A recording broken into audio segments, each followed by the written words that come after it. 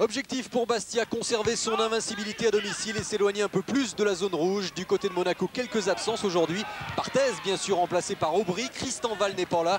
Et Trezeguet n'est que remplaçant. C'est Dado Perchaud qui joue d'entrée de jeu aux côtés de Marco Simone. Simone que l'on retrouve pour tirer ce corner. La tête de Marquez, défenseur très offensif, qui ici vient souvent placer son jeu de tête au premier poteau. Succession de corners d'ailleurs à l'avantage de Monaco en début de match, avec ici Gallardo sur le côté gauche qui alerte Durand, qui a réussi à dévier ce ballon sur la barre transversale. Les meilleures occasions de ce début de match sont monégasques et Eric Durand très souvent sollicité. On revoit, il a réussi à effleurer ce ballon. En tout cas Monaco qui a frôlé l'ouverture du score. Ça inquiète considérablement Frédéric Antonetti.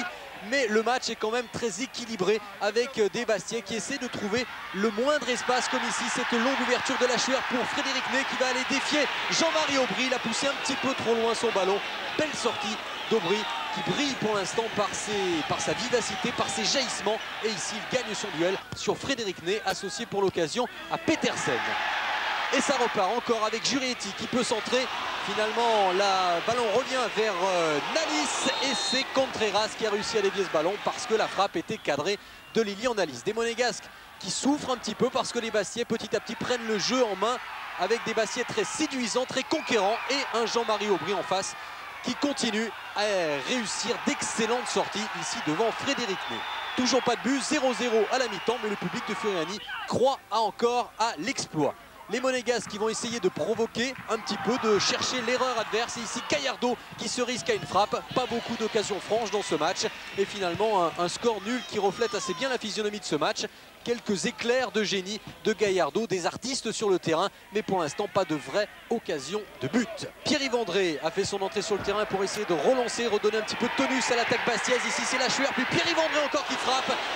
Et sur la trajectoire, c'est le talon de Yann Lachuer qui vient contrer cette reprise. Bastia en tout cas qui pousse, qui essaie d'arracher la décision et les Monégasques qui petit à petit reculent.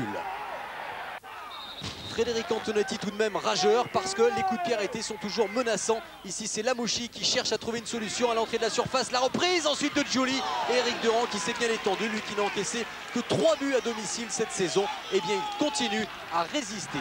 Il reste 5 minutes à jouer, l'une des dernières occasions du match avec ce coup franc pour Bastia.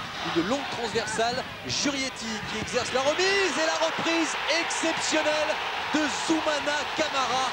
Une reprise de volée splendide, un but venu d'ailleurs de Zoumana Camara, son tout premier chez les professionnels à 5 minutes de la fin alors qu'on s'orientait vers un score nul et vierge.